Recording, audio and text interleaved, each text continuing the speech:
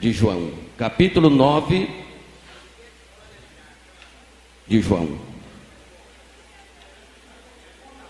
Capítulo 9, versículo 1 de João, quando fala sobre a cura de um cego de nascença. Deus tem uma palavra para o seu coração.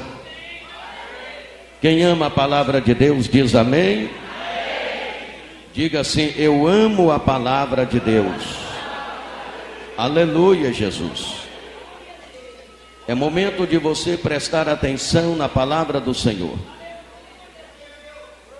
João, Evangelho, capítulo 9, versículo 1, diz assim: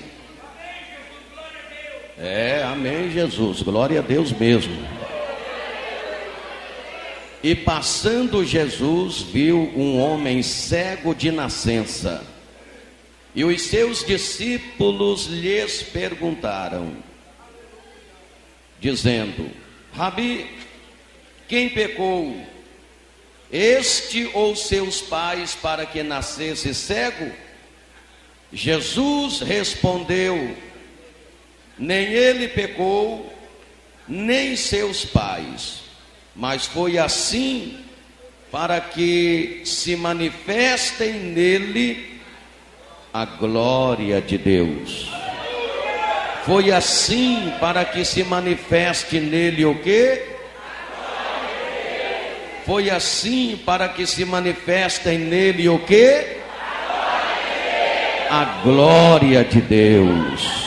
Levanta a sua mão ou a sua Bíblia, fechem os teus olhos e orem dizendo assim: meu Deus, está fraco, meu Deus, eis aqui a palavra do Senhor.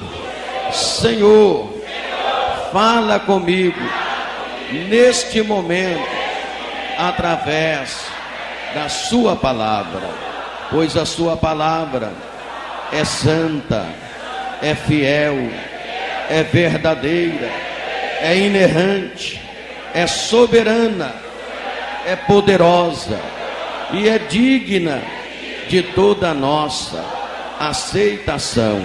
Senhor, o meu coração está aberto para receber a santíssima palavra do Senhor neste momento. Amém, amém, aleluia. Pode tomar o seu assento. Desocupem as suas mãos,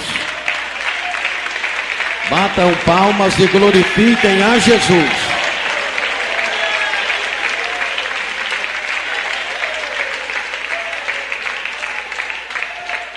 Aleluia. Tá bonito, mas eu acho que Jesus merece melhor. Vamos lá? Isto, palmas misturado com glória a Deus. Aleluia.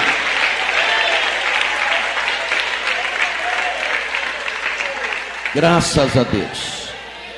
Queridos irmãos, eu tenho aqui, da parte de Deus, uma palavra para o seu coração. E queria que você desse atenção a esta palavra, porque esta palavra não é minha, mas ela é de Deus. Ela vem do coração de Deus para o meu, para o seu e para os nossos corações. Neste texto sagrado que eu acabei de ler com vocês, vemos aqui, prezados irmãos, o encontro de Jesus com o homem. Aqui está o encontro com Jesus com um homem, e esse homem tinha aproximadamente 30 anos de idade. Este homem era cego de nascença, ou seja, ele havia nascido cego. O diagnóstico estava fechado. A Bíblia Sagrada está dizendo que o homem era cego de nascença. Ele havia nascido cego. Este era o diagnóstico daquele moço. Estava fechado o diagnóstico.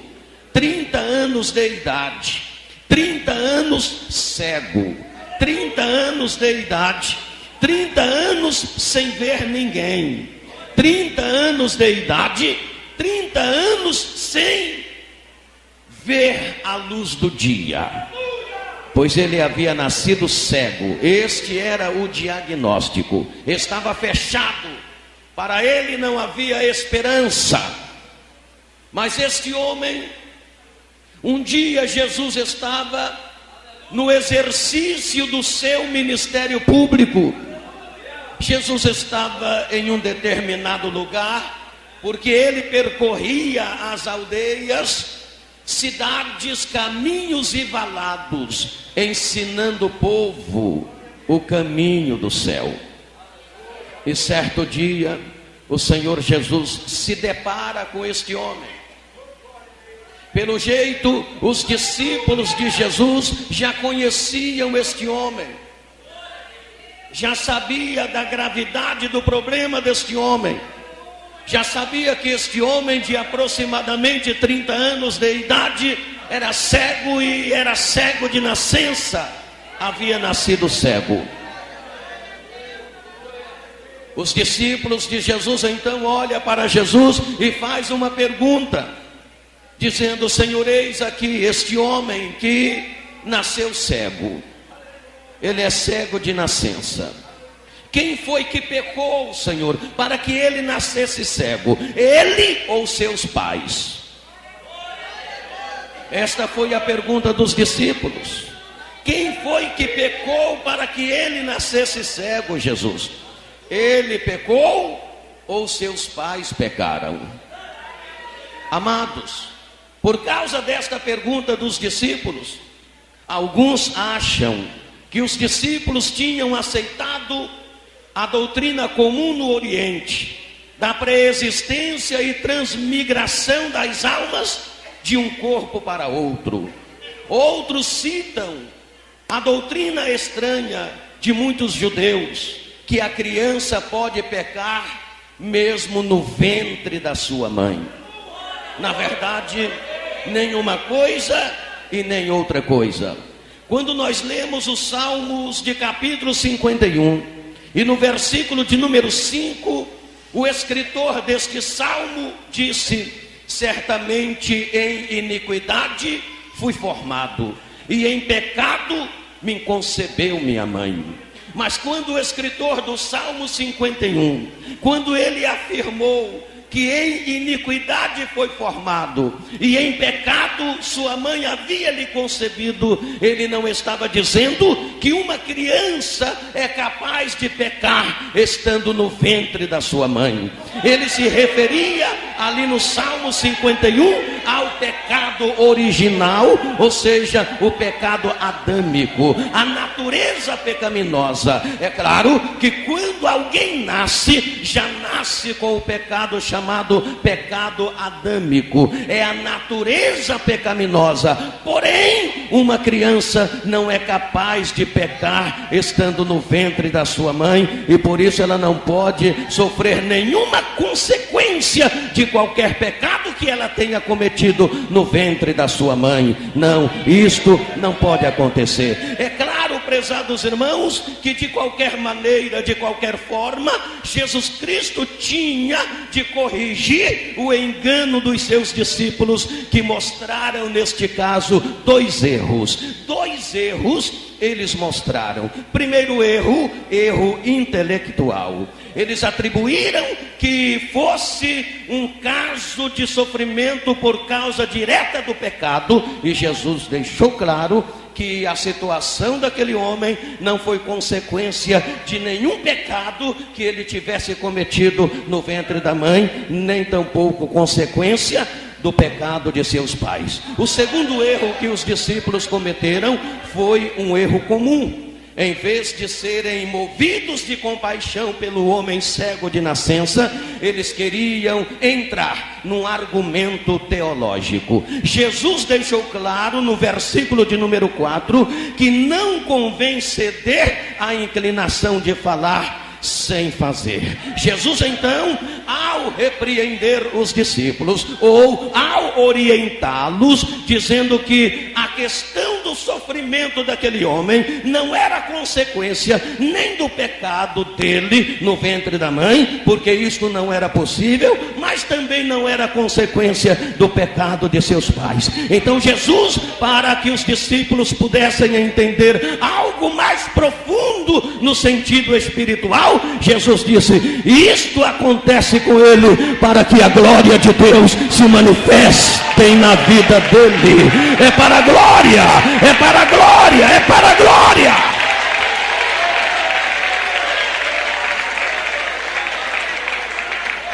Aleluia, glória a Deus.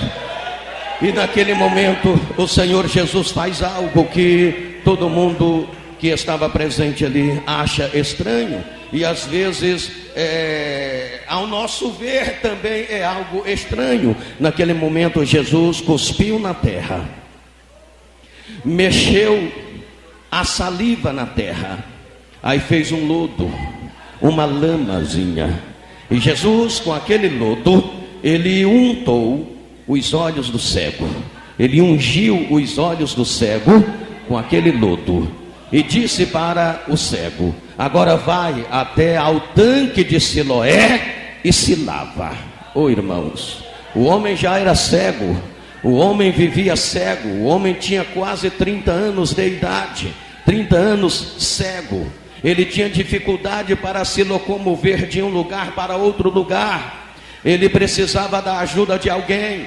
Onde quer que ele ia, ele precisava de um guia, ele precisava de alguém que o guiasse até onde ele tinha de ir. Era uma dificuldade tremenda, ele dependia dos outros para caminhar, para andar, para ir até onde ele queria ir. Jesus, naquele momento, ele faz lodo, ele mexe com a saliva na terra, ele faz uma lama e ele coloca nos olhos do cego. E como não se bastasse sujar os olhos do cego, entre aspas, com aquela lama da saliva dele misturado com a terra, aí ele ainda diz: vai até o tanque de Siloé e se lava. O tanque de Siloé ficava bastante longe, num vale situado perto de Jerusalém, e aquele homem tinha de sair agora com os olhos sujos daquela lama, procurar o tanque de Siloé para lavar os seus olhos lá. Mas aquele homem, ele não questiona com Jesus. Aquele homem, ele não diz para Jesus como, por exemplo: peraí, Senhor, eu já sou cego, Senhor, e o Senhor ainda coloca essa lama nos meus olhos, e agora manda eu ir até o tanque de Siloé para se lavar lá. Eu nem sei onde fica esse tanque de Siloé, Senhor. Será que o Senhor não sabe que eu dependo dos outros, que eu preciso dos outros? Onde quer que eu vá, eu tenho que ter um guia, eu dependo dos outros, e o Senhor manda eu procurar o tanque de Siloé e se lavar nele.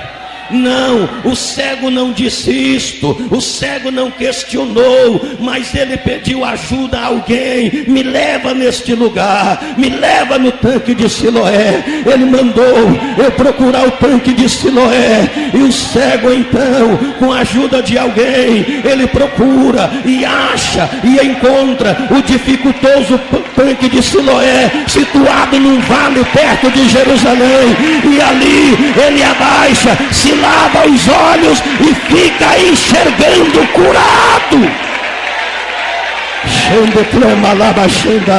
Aleluia, aleluia.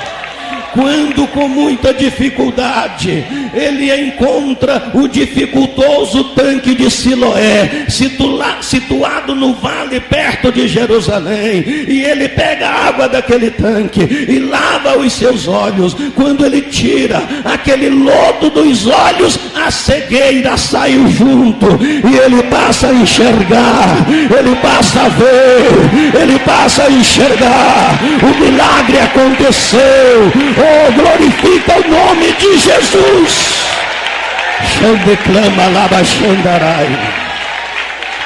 Oh, aleluia, glória a Deus. Irmãos, aqui eu aprendo uma lição.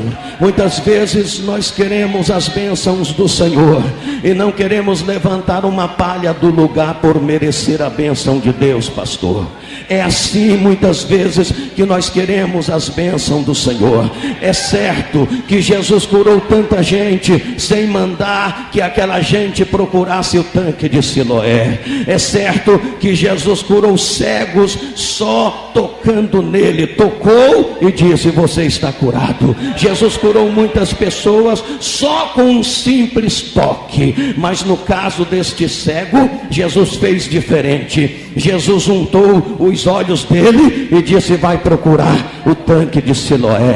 Queridos irmãos, muitas vezes nós queremos as bênçãos do Senhor e não queremos aceitar a forma de Deus. Se este homem não tivesse aceitado a forma de Jesus, ele teria permanecido cego. Ele poderia ter dito: eu já ouvi falar que o Senhor curou tanta gente só em tocar. Eu já ouvi falar que muita gente foi curada só de tocar no Senhor. E por que que comigo tem que ser diferente?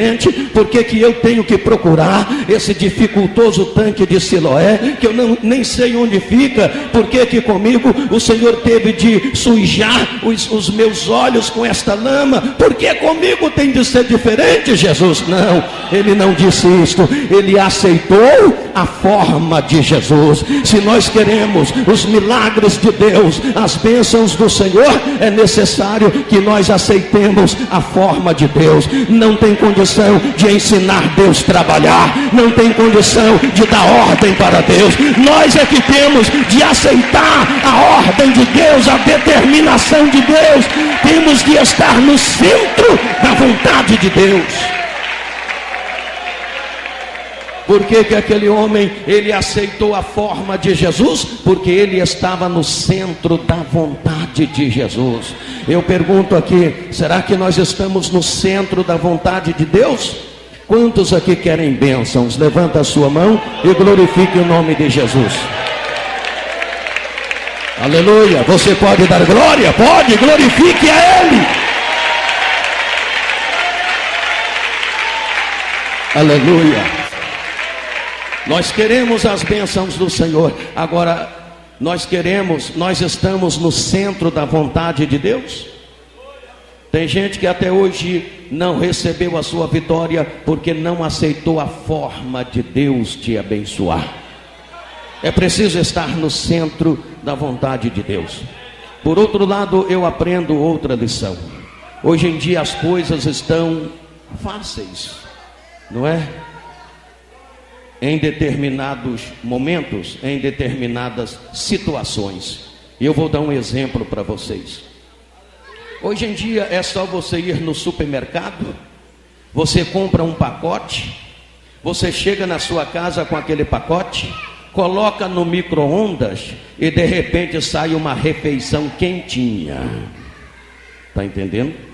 Parece que ninguém mais quer ocupar tempo na cozinha e preparar uma bela refeição a partir de ingredientes crus. Essa atitude de preguiça tem se infiltrado dentro das igrejas. E muitos crentes querem as bênçãos do Senhor, mas não querem mover uma palha do lugar por merecer a bênção do Senhor.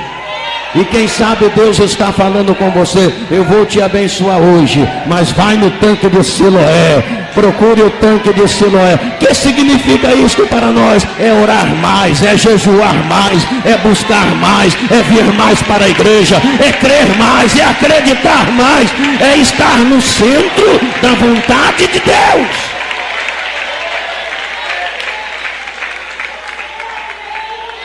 Aleluia, glória a Deus. Bendito é o nome de Jesus. Aí o homem é curado. O homem recebe a cura. E quando ele volta enxergando, ele foi precisando da ajuda de parentes, amigos ou vizinhos. Quando ele volta do tanque de Siloé, ele volta sem a ajuda de ninguém, porque ele está enxergando. Aí causa espanto. Aí causa tumulto. Aí todos ficam espantados. Quem conhecia ele ficou espantado. Parava ele na rua e perguntava: é você? Aquele cego? Sou eu mesmo, só que eu não sou mais cego.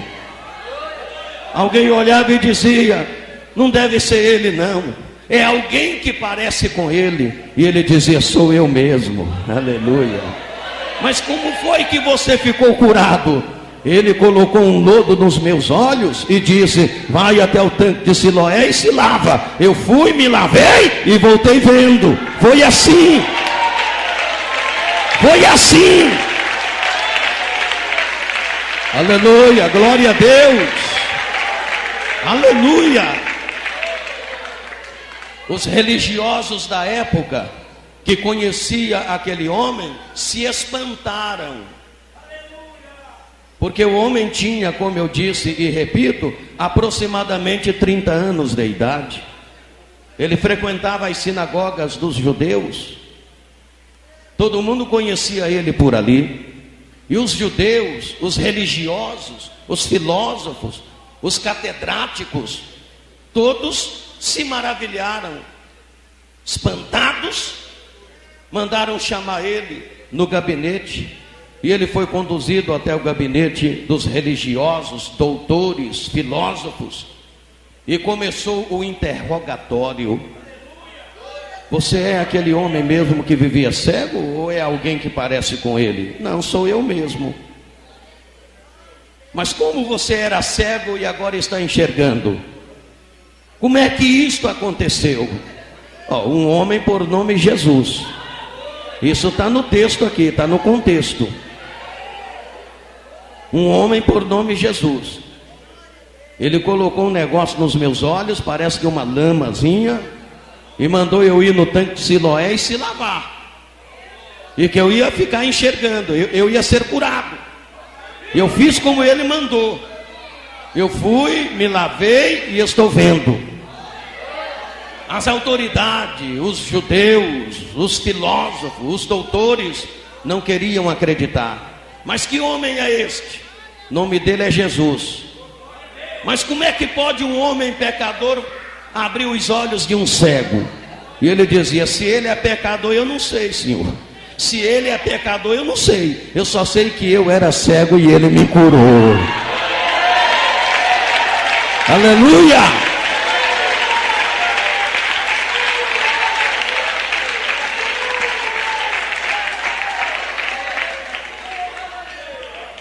Os doutores da lei, os judeus, doutores, filósofos, não queriam ainda acreditar no que o homem estava dizendo e mandou chamar o pai dele.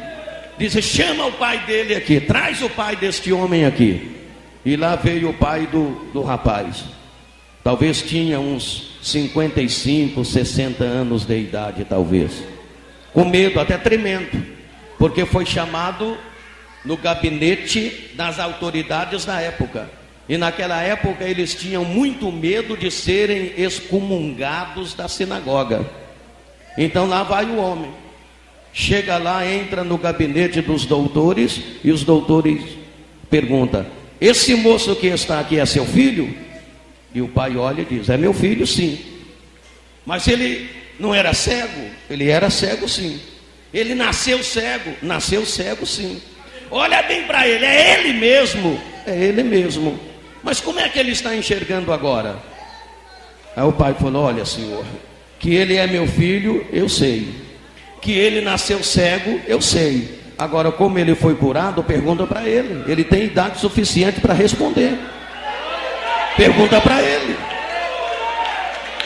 O pai não queria nem falar o nome de Jesus, com medo de falar o nome de Jesus e ser excomungado da sinagoga. Mas é seu filho mesmo? É meu filho, sim. Mas como ele nasceu cego e está enxergando agora? Isso aí eu não sei, senhor. Pergunta para ele. Pergunta para ele. Isso aí eu não posso responder. Eu sei que ele era meu filho, eu sei que ele nasceu cego, mas como ele foi curado, é ele que tem de responder. Eu não vou responder por ele. Ele tem idade suficiente para responder. Os doutores viraram novamente para o rapaz: mas espera aí, é você mesmo? Sou eu. Quem foi que te curou? Eu já falei para vocês que foi um homem por nome Jesus.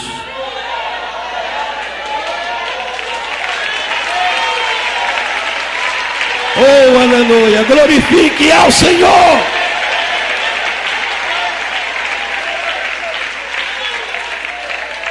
Aleluia, glória a Deus.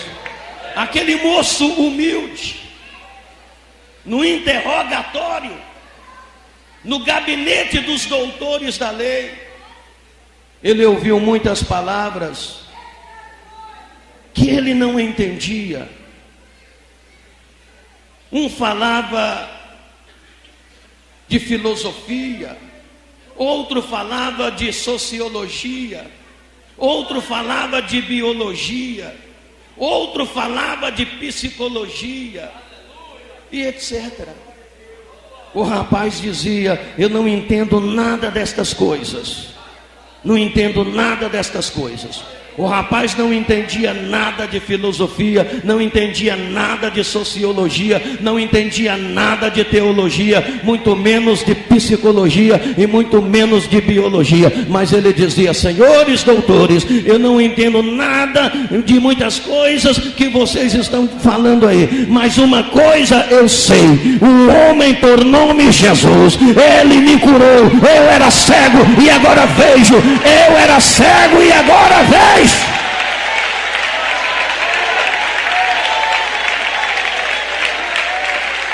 Aleluia, você pode dar glórias.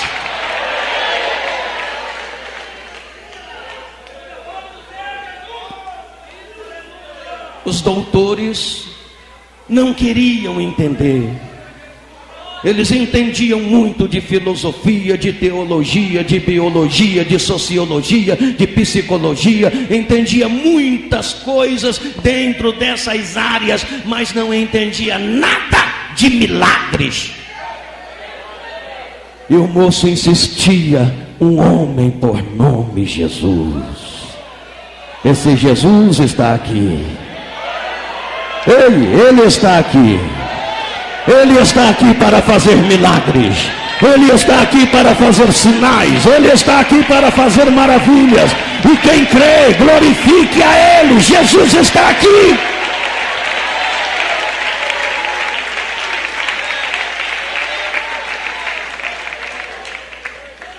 Mas quando Jesus disse aos discípulos: nem ele pecou, nem seus pais, para que ele nascesse cego.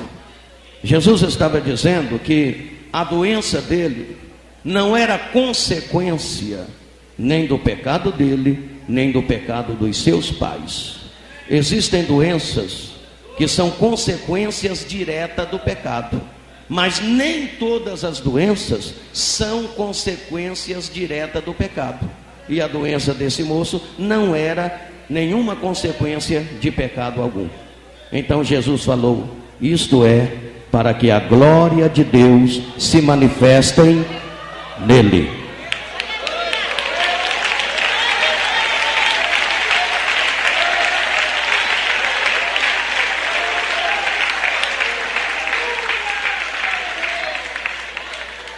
As situações que nós passamos, é o que eu aprendo com o que Jesus disse. Existem situações que nós passamos e que ninguém pode passar por nós. Somos nós quem temos de passar.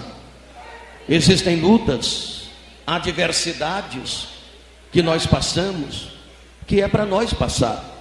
Não adianta, ninguém vai passar por mim, ninguém vai passar por você, é você que tem de passar. Mas deixa eu falar uma coisa: na vida do cristão verdadeiro, todas as lutas, adversidades e tribulações contribuem para a manifestação da glória de Deus na vida dele. Você crê nisto?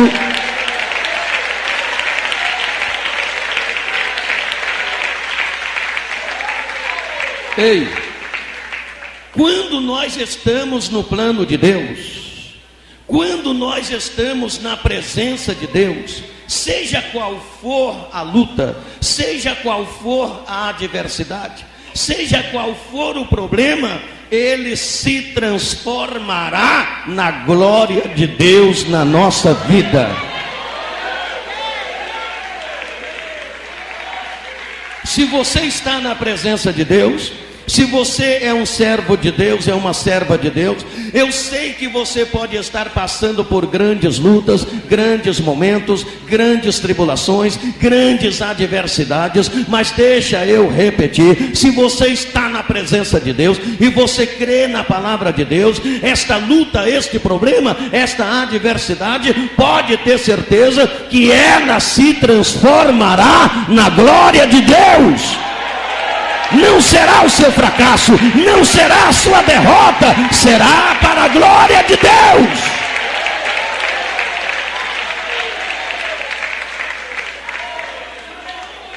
Quando é que as nossas lutas, quando é que as nossas tribulações e provações se transformam na glória de Deus? Quando? Primeiro, quando nós entendemos que os problemas não nos separam de Deus. Quando nós entendemos e temos a convicção de que os problemas e adversidades não nos separam de Deus, eles se transformarão na glória de Deus. O escritor do Salmo 51, no versículo 17, diz: o sacrifício aceitável é o espírito quebrantado. Ao coração quebrantado e contrito, não desprezará, ó Deus. A única coisa que nos separa de Deus é o pecado. Tribulação, lutas, adversidade não nos separam de Deus. O salmista disse: na minha angústia eu clamo ao Senhor e Ele me ouve. Na adversidade estou sendo aperfeiçoado para que a glória de Deus se manifeste em mim. Oh, aleluia! Se você crê nisto, pode glorificar o nome do Senhor. Só se você crê, glorifique a Deus. Aleluia! Na vida daquele cego havia uma sentença. Na vida daquele cego de nascença havia uma sentença. Sentença de que não teria mais jeito. Sentença de que não teria mais solução. Sentença de que ele havia nascido cego e ia morrer cego. O que acontece? Jesus vem e quebra aquela sentença. Por que Jesus quebrou aquela sentença? O que foi que aconteceu? Aquela tribulação se transformou na glória de Deus na vida do cego. Jesus vem e quebra aquela sentença. Em Sofonias capítulo 3, versículo 15, ouça isto. Sofonias capítulo 3, versículo 15 diz: o Senhor afastou as sentenças que eram contra ti e lançou os teus inimigos fora de ti. Olha só. Sofonias capítulo 3, versículo 15. O Senhor afastou as sentenças que eram contra ti e lançou fora os teus inimigos.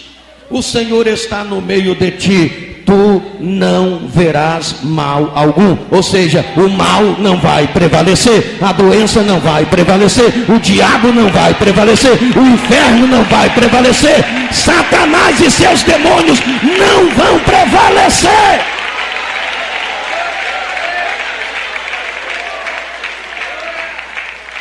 Aleluia.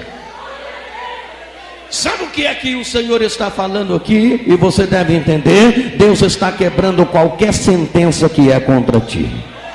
Deus está quebrando. Deus está quebrando. Quem sabe há uma sentença na sua vida, sentença de que não vai ter jeito, sentença de que esta causa na justiça você já perdeu, sentença de que esta doença não tem cura, sentença de que o teu marido saiu de casa e não volta mais, sentença de que você já é um derrotado.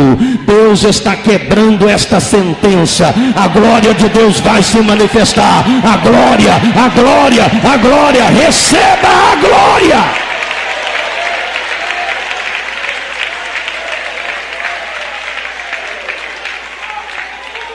Quando é que as nossas lutas e adversidade se transformam na glória de Deus em nossa vida? Segundo, quando entendemos que Deus está conosco na batalha. Se você ainda não entendeu que Deus está contigo nesta batalha, você está propício a ser derrotado. Se você ainda não entendeu que Deus está contigo nesta batalha, você será uma presa fácil para o seu inimigo, que são as lutas, as adversidades, os problemas e o próprio demônio.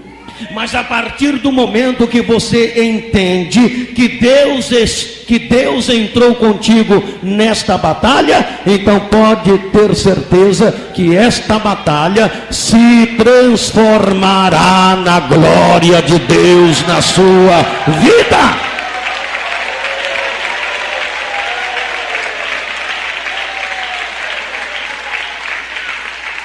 É isto que a palavra diz em Romanos capítulo 8, versículo 37. Em Cristo Jesus somos mais do que vencedores. Quando andamos com o Senhor em aliança, a nossa vitória é consumada. Por quê? Porque Deus entrou na guerra conosco. O povo de Israel, irmãos, era um povo comum, como as demais nações da época. Mas a Bíblia diz que as outras nações temiam e tremiam por causa de Israel. Por quê?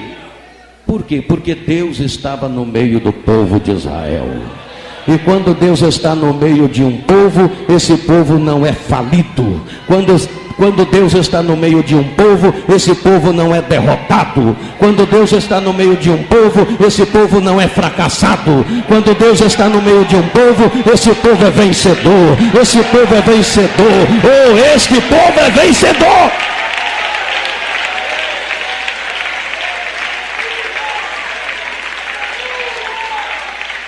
Aleluia.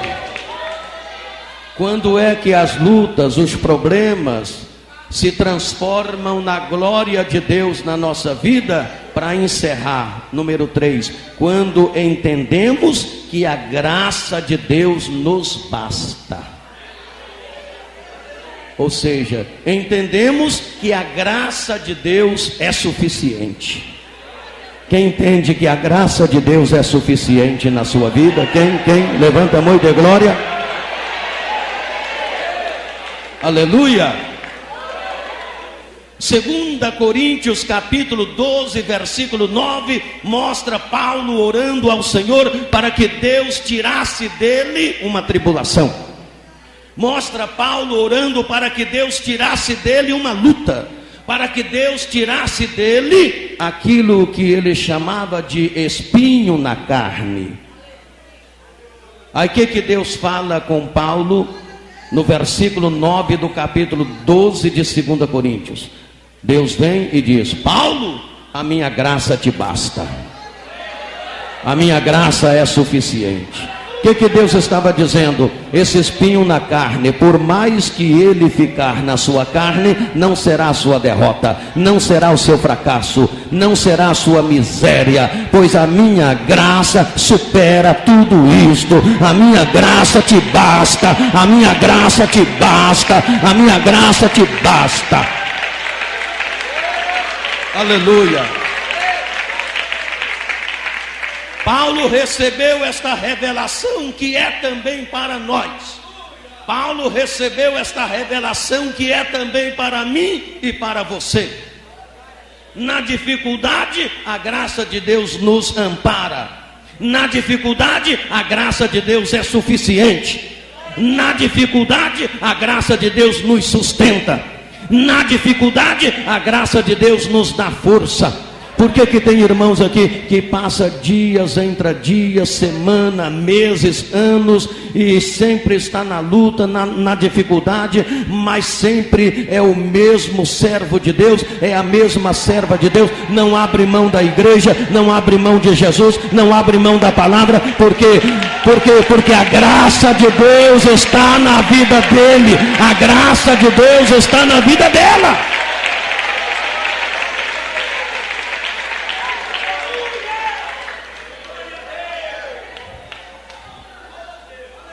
Aleluia. As lutas que nós enfrentamos nesta vida não são o nosso fracasso. Quando Justino, quem leu a história sabe, quando Justino, mártir, no 2º século, quando ele foi lançado no cárcere, por causa de sua ousadia de testificar de Cristo, um ministro do imperador chegou no ouvido dele e perguntou assim: Justino, você imagina que depois da sua cabeça rolar, você irá direto para o céu? Justino olhou para o seu algoz e disse assim, respondeu assim: se eu imagino, eu tenho certeza que sim. E não somente eu, mas todos que têm a experiência do poder de Cristo também têm esta certeza. A cabeça pode rolar, mas nós vamos encontrar com Jesus Cristo. Oh, aleluia, glória!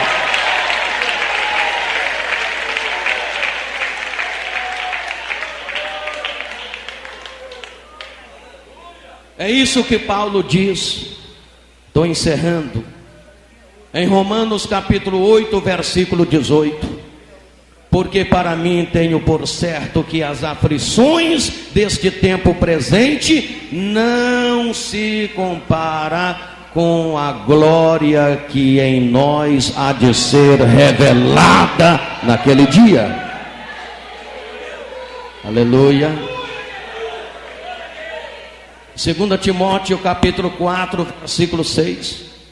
2 Timóteo capítulo 4, versículo 6. Ele diz de novo: porque eu já estou sendo oferecido por aspersão de sacrifício, e sei que o tempo da minha partida está próxima. Combati o bom combate, acabei a carreira e guardei a fé. Agora a coroa da justiça me está reservada, a coroa de glória me está reservada. O Senhor me dará, e não somente a mim, mas Ele dará a todos quanto amarem a sua vinda. Oh, aleluia! Há uma coroa que te espera, há uma coroa de glória, há uma coroa de glória, há uma coroa de glória.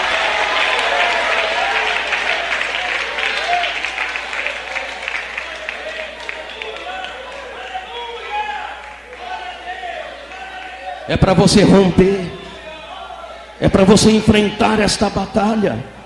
Não é para você desanimar não, porque há uma coroa de glória te esperando. Quero dizer uma coisa para vocês. Não é que precisa do sofrimento para que a glória de Deus venha se manifestar. Não é que precisa do sofrer, mas é que em meio ao sofrimento a glória de Deus pode se manifestar de maneira surpreendente. Como disse William Young, autor de A Cabana, a glória não depende da existência do sofrer, mas onde há sofrimento, você encontrará a glória de inúmeras maneiras.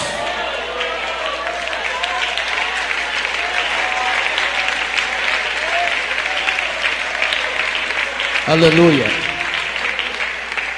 Se tem algum crente aqui sofrendo, Se tem algum crente aqui na luta, se tem algum crente aqui na provação, se tem algum crente aqui passando por um momento de adversidade, pode procurar a glória de Deus, que ela está aí. Pode procurar a glória de Deus, que ela está aí. Ei, eu estou repetindo, pode procurar a glória de Deus, que ela não está longe, ela está aí.